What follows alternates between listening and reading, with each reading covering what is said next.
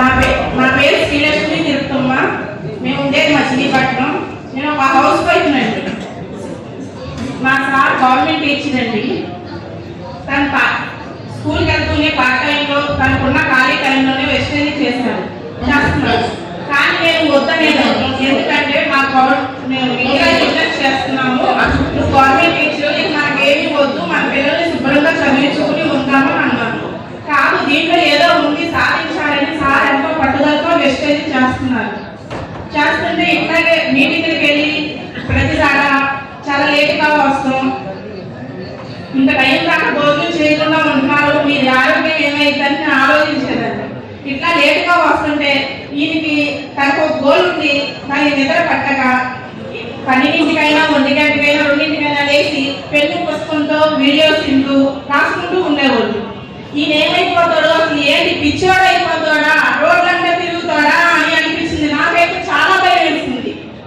చాలా భయం వేస్తే ఈయన స్కూల్కి వెళ్ళిపోతారు.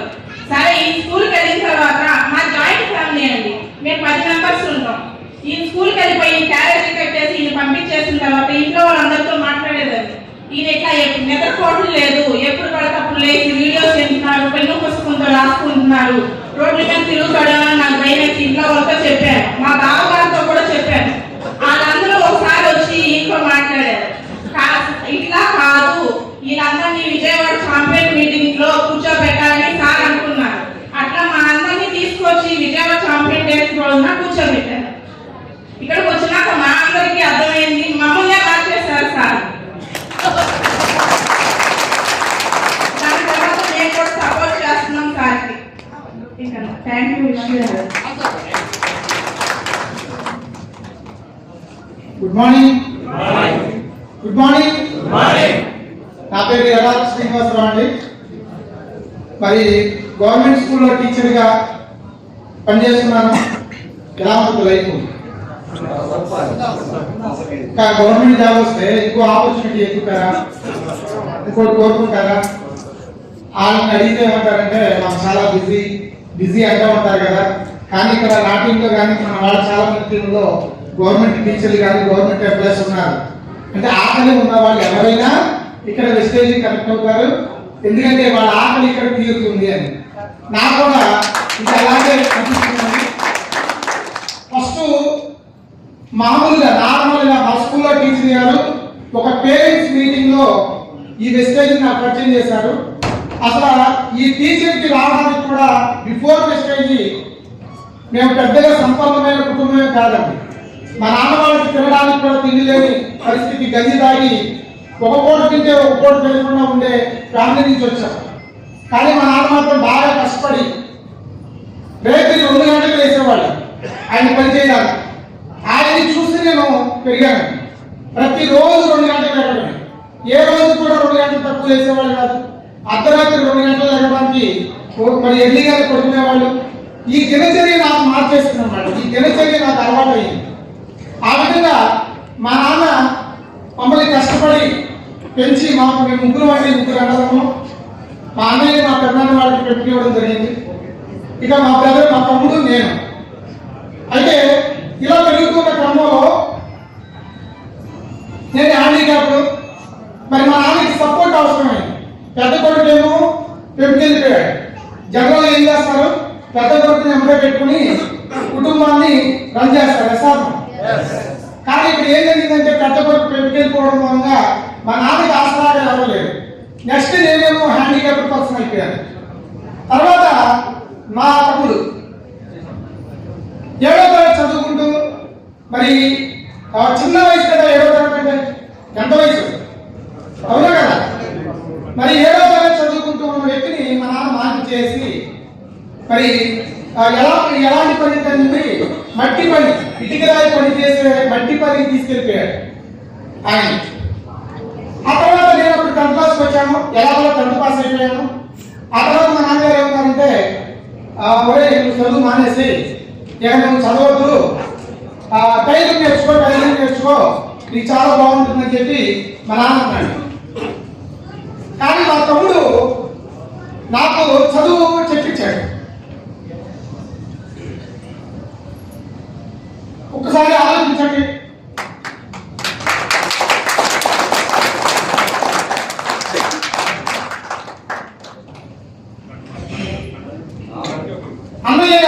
చదువుకుంటే అంత చదువుకోండి, నేను చదివిస్తా అని మా తమ్ముడు అన్నాడు. ఇక దానికి నేను చాలా రుణపడిపోయాను. అవునంటారా కదా? అవునంటారా కాదు?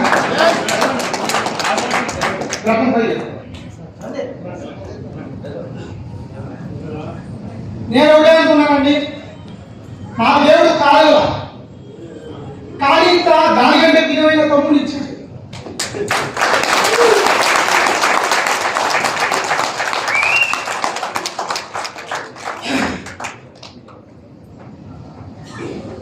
కష్టపడ్డాను, హార్డ్ వర్క్ చేశాను, బాగా చదువుకున్నాను.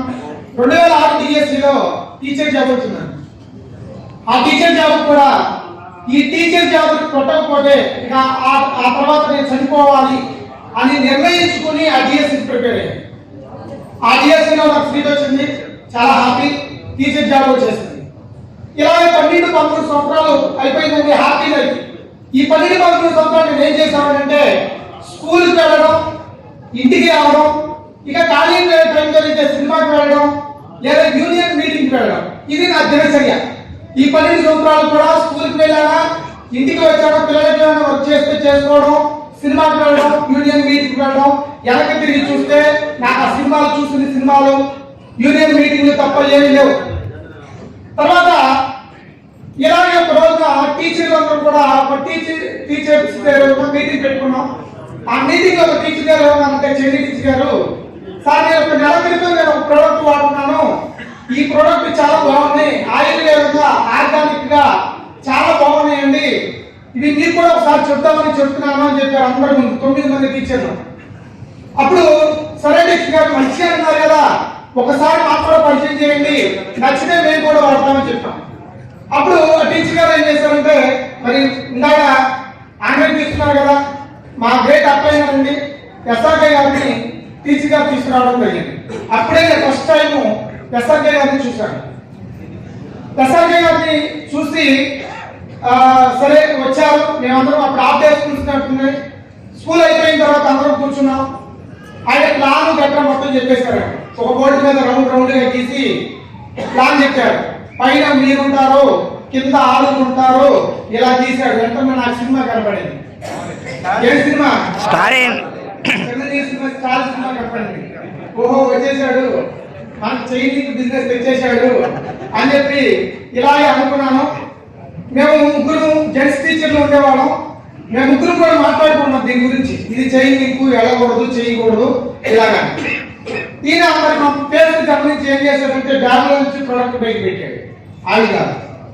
ఆయుధాలు తీసి బయట పెట్టాడు. పెట్టి అందరి చేతిలో ఎత్తేసాడు. తర్వాత ప్రోడక్ట్ పెట్టేసిన తర్వాత, సార్ ఈ ప్రోడక్ట్ చూడండి అన్నారు. మీరు ఏ టెస్ట్ వాడుతున్నారని అడిగారు. మనకు తెలిసి కదా మోస్ట్ బ్రాండ్ టెస్ట్ మనం వాడుతూ ఉంటాం, అది వాడుతున్నాం. అప్పుడు వెంటనే ఆయన ఏమన్నారంటే, ఎప్పుడైనా టేస్ట్ మాకు ఏం రాసిందో చదివాలో చూసారు ఎప్పుడైనా? మనం ఎప్పుడైనా చూస్తామా? చూడదు. 100 మంది కొంటే 101 మనం కొనేస్తాం, అంతేనే కదా?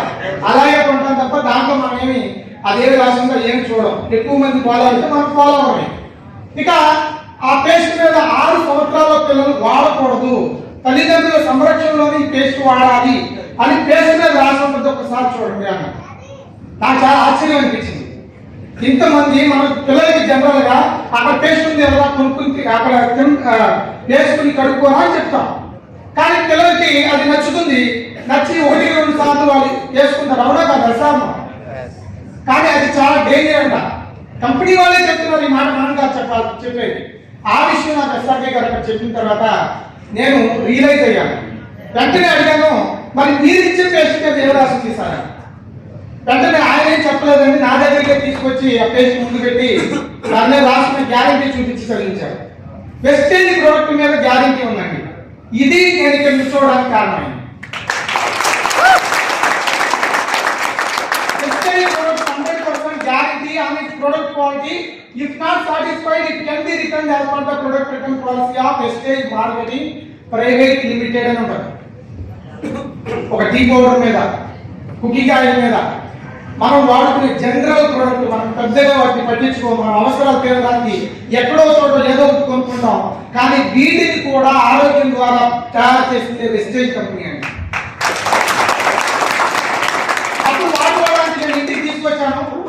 మరి మాది జాయింట్ ఫ్యామిలీ, ఇంటికి తీసుకురాగానే ఎగిరి గంటేస్తాడా, ఎక్కడ ఎవరైనా ఏ కుటుంబంలో నాకు జరిగిందా అని ఆలోచిస్తున్నా. ఎక్కడా జరగల, మాకు జరగలేదు. ఇంటికి తీసుకురాగానే పోట్లాడు, వేరే చూడడం, ఇదెందుకు ఒక్కటి కూడా వాళ్ళు ఇష్టపడాల. సరే ఇది బాగుంటుంది, మంచిది, వాడండి అని సర్ది చెప్పేస్తాం. వాడారు. 20 రోజుల తర్వాత అడిగితే, నేను మీటింగ్ లో సార్ ఏ మాట అయితే నాతో చెప్పారో వీళ్ళు వాడిన తర్వాత ఆ మాట చెప్పారు. కుకింగ్ పీల్చుకోదు, పొగరాదు, జిడ్డు ఉండదని ఆయన చెప్పారు. ఇలా నేను చెప్పలా, కానీ వీళ్ళు నాకు వాడిన తర్వాత ఆ మాటలే చెప్పారు. ఇది జిడ్డు ఉండటం లేదు, ఎక్కువ పీల్చుకోవటం లేదు, తక్కువ వేస్తే సరిపోతుంది అని. మరి ఇప్పుడు తెమ్మంటారా మానేయమంటారా? ఇదే మీరు తీసుకున్నామంటే తీసుకొస్తా. ఫస్ట్ టైం కాబట్టి నేను చెప్పకుండా తెచ్చాను.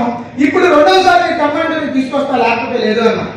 కానీ మా మగలు ఏమన్నారు, మామయ్య అంటారు, మామయ్య అల్ట్రా వాష్ తెచ్చేనే నేను పట్టుకుంటున్నాను.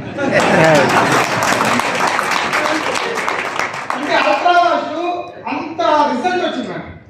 చాలా మంది ఆడవాళ్ళకి బట్టలు ఉతికేటప్పుడు చేతుల నుంచి నురగలు, అంటే రాత్రి పూట భోజనం చేసేటప్పుడు చేతులు కడుక్కున్నా చేతులు పెట్టగానే నురగ వస్తుంది.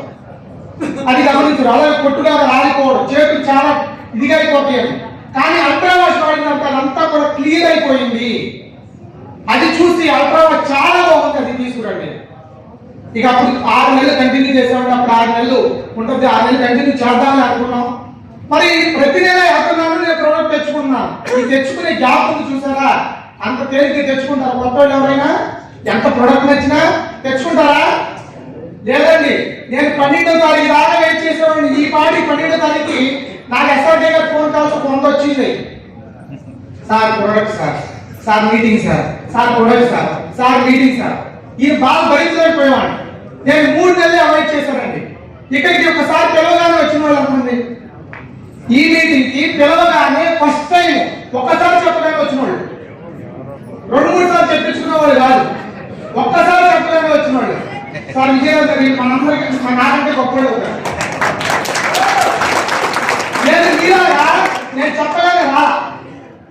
నేను చెప్పగానే రాలని 3 నెలల పాటు ఆయన నన్ను ఫాలోఅప్ చేస్తూనే ఉన్నారు, ఫోన్ చేస్తూనే ఉన్నారు. సార్ మీటింగ్ ఉంది.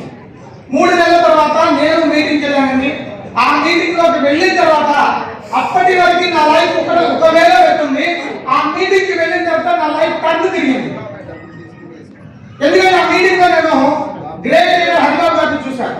నాకు హరిబాబు గారు ఆల్రెడీ పరిచయం.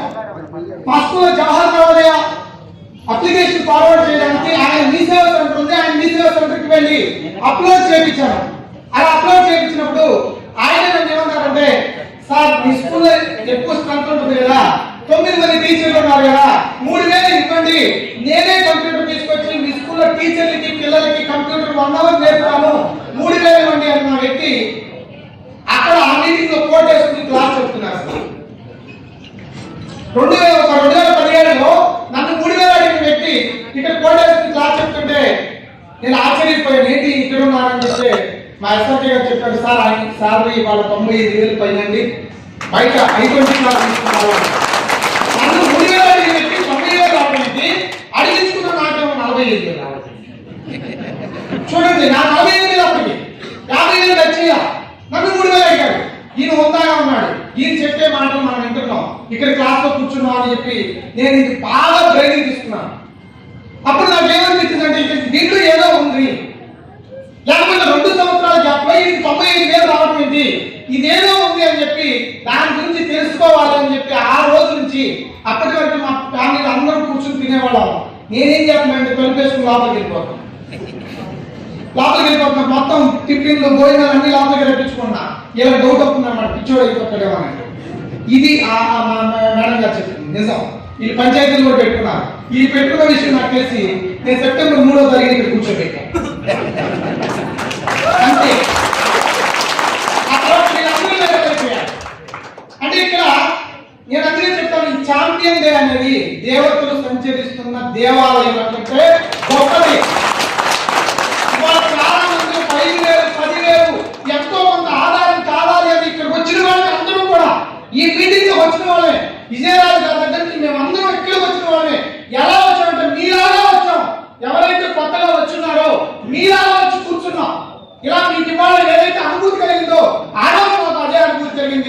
కాకపోతే ఆ రోజు చెప్పిన వాళ్ళు వేరు, ఈ రోజు నేను మీకు చెప్తున్నాను అనుభూతి పొందిన వాడిని. మరి నాకు గవర్నమెంట్ జాబ్ అండి, 65,000 రూపాయల పైన సాలరీ. నేను ఒకటి ఆలోచించాను, ఇలాగే నా లైఫ్ కొనసాగితే ఇంకో 15 సంవత్సరాల సర్వీస్ ఉంది. ఈ సర్వీస్ కంప్లీట్ అయిపోయేసరికి నాకు ఎంత సాలరీ రావచ్చని పెద్ద పెద్ద మహామహులు సీనియర్ అడిగాను. అడిగితే వాళ్ళు నవ్వులే, ఏదో 4 మినిట్గా 1,00,000 2 లక్షలు రాలేదు సార్, 1,00,000 అంత ఉంటుంది సార్ అని చెప్పిందండి. 15 సంవత్సరాల తర్వాత నా శాలరీ 1,00,000 రావడానికి అవకాశం ఉంది. మరి ఇప్పుడు నేను ఇక్కడ 2 లక్షలు తీసుకున్నాను. కొనసాగించాలా ఆపాలా? ఏది కొనసాగించాలి? మీ అందరూ చెప్పిన మాట నేను కొనసాగిస్తున్నాను. మరి వాలంటీర్ రిటైర్మెంట్ పెట్టడానికి నేను కూడా సంసిద్ధమైపోయి 2 ఇయర్స్ లాంగ్ లీవ్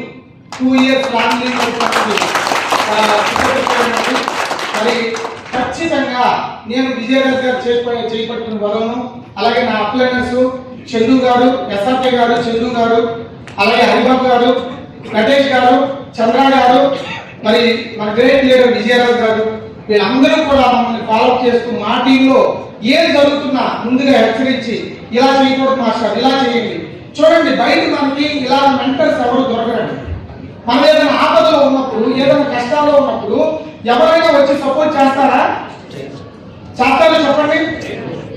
కానీ ఇక్కడ నేను యూసీ అవుతాను సార్ అంటే అందరూ కూడా ఫోన్ చేసి, సార్ మీరు ఇలా చేసుకోండి, ఇలా వెళ్తే ఇలా సక్సెస్ అవుతారు, ఇలా వెళ్ళండి, ఇది ప్లాన్ అని చెప్పి ప్రతి ఒక్కరూ కూడా నాకు ఆ సలహాలు ఇచ్చి నన్ను యూసీడీ అయ్యేలాగా ప్రోత్సహించిన మా అప్లైనర్లందరికీ వాళ్ళకి పాదాభివందనం చేసుకున్నాను. అలాగే నేను యూసీడీ అవడానికి లేదా నేను జర్నీ స్టార్ట్ చేస్తానని చెప్పి నా తల్లిదండ్రులు అందరూ కూడా వాళ్ళ అప్లైనర్ మీద నమ్మకం పెట్టుకుని వచ్చారు. నా లైఫ్ లైన్ వాళ్ళు, నేను కూడా ఒక్కడే ఉన్నాను, నాకు చాలా బాధగా ఉంది. ఇక్కడ నా టీం మెంబర్స్ అందరూ కూడా ఈ స్టేజ్ మీదకి వచ్చి క్రౌడ్ అండ్ అబో 1,00,000 రూపాయలు పైబడి సాధి తీసుకుని కారు తీసుకోవాలి. ఇది మీరు డ్రీమ్ ఎలా ఉందంటే ఏదైనా పట్టాల్సిందే, నాకు ఏదైనా సాధించాల్సిందే అని మీరందరూ కూడా డ్రీమ్ పెట్టుకుంటే ఖచ్చితంగా ఈ హాల్లో ఉన్న ప్రతి ఒక్కరూ కూడా with in short term sir ఇందాక ఇది 2024 ఈ వెస్టర్న్ కి ఒక అద్భుతమైన ఇయర్ గా ఉండబోతుంది. నేను అందరూ చెప్తున్నాను, ఒక అద్భుతమైన ఇయర్ గా ఉండబోతుంది. ఒక పెద్ద మేనేజింగ్ డైరెక్టర్ మన దగ్గరికి వచ్చేసాడు. మరలా 5% 5% వ్యక్తిగా జాయిన్ అయ్యారు.